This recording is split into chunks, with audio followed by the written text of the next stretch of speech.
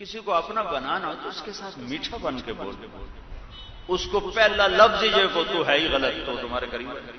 عامر خان سے میری ملاقات ہوئی حج پر، تو اگر میں پہلے ہی بول میں کہتا یار کیا تو حرام کام کر رہا ہوں انہوں چاہ کے باہر سٹا، اس کے ساتھ 10 باڈی گارڈ بغیر سب تو پہلے تھا مولوی نے ہٹ ہم سٹوں لفٹ تو بغیر 6ویں منزل تو ہٹ ہم سٹوں، اس کا دل لگانے کے لیے پونا گھنٹہ میں نے کیا کیا باتیں کی، تب جا کر اس کا دل کھلا۔ اور مجھے شاہد افریدی نے کہا تھا مولانا آدھا گھنٹہ ہے میکسیمم پونا گھنٹہ، اس کے بعد نہیں بیٹھنا، لیکن پونے گھنٹے میں اتنا اللہ نے اس کا دل کھول دیا، وہ قریب ہو گیا۔ تو میں نے کہا جی ہمارا ٹائم ختم، کہا نہیں آپ نے نہیں جانا، بیٹھیں۔ ادھر گئے ایک طرف ہو کے ڈرائنگ روم میں بیٹھے، تو جب وہ پوری طرح ریلیکس ہو گیا اور اس کا خوف نکل گیا، اس نے تو مجھے دیکھا تو کبھی ہوں فتوا آیا تو پکا دوستی ہے بھائی، جو میں نے جنید جمشید کے ساتھ کیا وہی اس کے ساتھ۔ اگر میں جنید جمشید کو جاتے کہتا وہ حرام کھانا ہے، میں نے ایک دفعہ اسے فون کیا، میں نے کہا میں کراچی آ رہا ہوں تمہارے گھر کھانا کھاؤں، کہنے لگا میرے گھر، میں نے کہا تمہارے گھر، میرے گھر، کہاں تمہارے گھر، میرے گھر، تمہارے گھر، کہا یہاں تو کوئی بھی نہیں کھاتا، کہتے تیری حرام کمائی ہم نہیں کھائیں گے۔ میں نے کہا وہ بڑے مولوی میں چھوٹا مولوی، میں کھا لوں گا۔ کسی کو قریب کرنے کا یہ راستہ تھوڑا ہی، میٹھا میٹھے بول میں جادو ہے۔ تو تبلیغ میں یہ تھوڑا سا عمل ہوا، تھوڑا سا، تو کتنی دنیا کھچتے کھچتے کھچتے کھچتے کہاں چلی جائے۔ پھر اس نے بیچ میں شیو کرا دیا، 3 چیلے لگانے کے بعد بھی دوبارہ چلا گیا، اور لوگوں نے تانے دے دے اسے فنا کر دیا۔ پھر میں نے اسے فون کیا، میں نے کہا مجھ سے آ کے ملو، کہنے لگا کس منہ سے ملوں، یعنی میں تو داڑھی منڈا، کہنے لگا کس منہ سے، میں کہا جو تیرا ہے اسی منہ کے ساتھ، اتنی جلدی تو پلاسٹک سرجری نہیں ہو سکتی۔ تو اللہ نے پھر اس کو ثابت قدم کر دی۔ اب پونا گھنٹہ 50 منٹ پوری طرح کھل کے بیٹھ گیا۔ پھر میں نے کہا اب حج پر آئے ہیں تو میں آپ کو اللہ کے نبی کا حج سناؤں، اگر آپ کہیں اللہ کے نبی کا حج سناؤں تاکہ آپ کو حج کا طریقہ معلوم ہو۔ ہاں ضرور سنائیں۔ پھر میں شروع ہوا اور وہ ایسے بیٹھا اور 1.25 گھنٹہ وہ یہاں سے یوں نہیں، 1.25 گھنٹہ ایسے۔ بیچ میں فریدی میرے پاس بیٹھا تھا، تو وہ جب کوئی گھنٹہ گزر گیا تو اس نے مجھے یوں،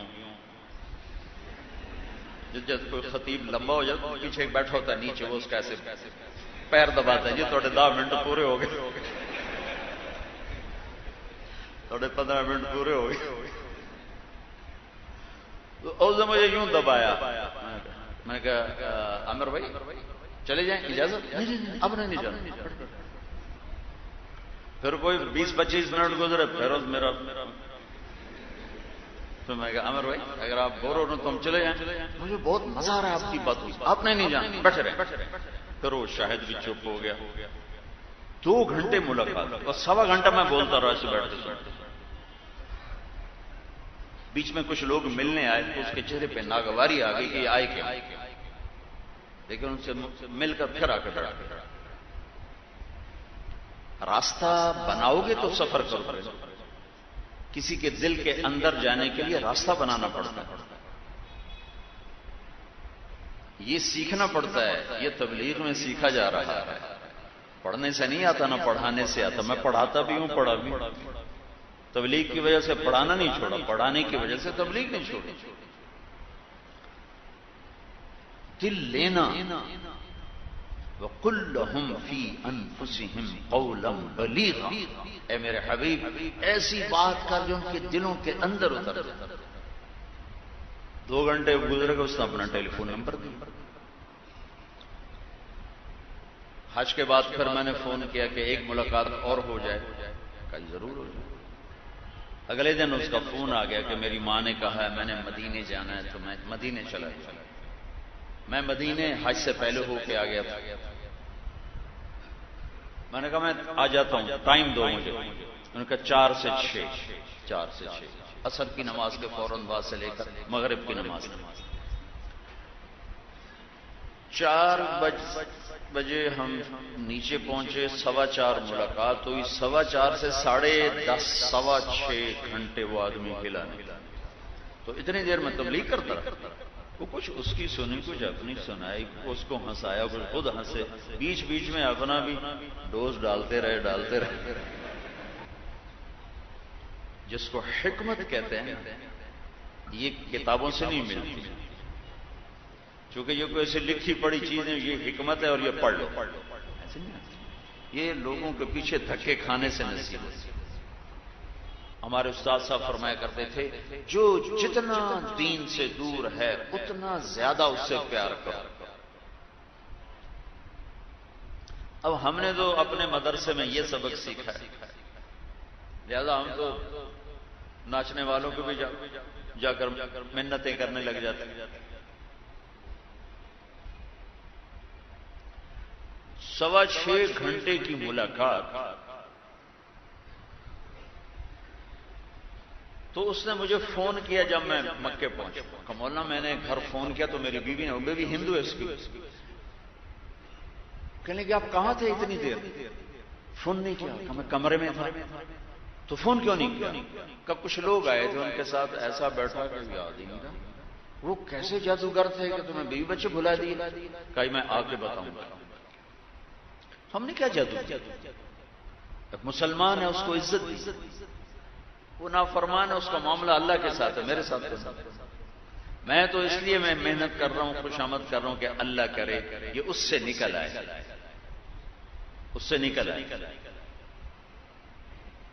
وہ جب وہ چلا گیا انڈیا تو میرا فون پہ بھی رابطہ اور میسج پہ بھی رابطہ. اب ایک ایسے چکر میں پھنسا، رائمنڈ کا اجتماع ہو رہا تھا، اس کا میسج ہے کہ میری فلم آ رہی ہے تلاش، اس کی کامیابی کے لیے دعا فرما. میں کہا ابھی مر گئے ہوں کی دعا کروں تو مرتا ہوں، نہیں کرتا ہوں، کوئی جواب نہیں دیتا ہوں تو نیا تعلق بن رہا ہے وہ خراب ہوتا ہے. تو جب وہ میسج آیا تو میرے کمرے میں کوئی 10-12 علماء بیٹھے. تو میں نے کہا بھائی یہ میسج آیا ہے، اس کا جواب سوچو کیا دینا چاہیے. وہ کہنے لگے یہ ہمارے بس کا نہیں، تو ہی سوچ. میں سارا دن سوچتا رہا، مجھے کچھ سمجھ میں نہ آئے کہ ایک حرام کے لیے میں کیا تعویل کروں. اب میرے لیے مسئلہ بنا ہوا کہ میں کیا کروں.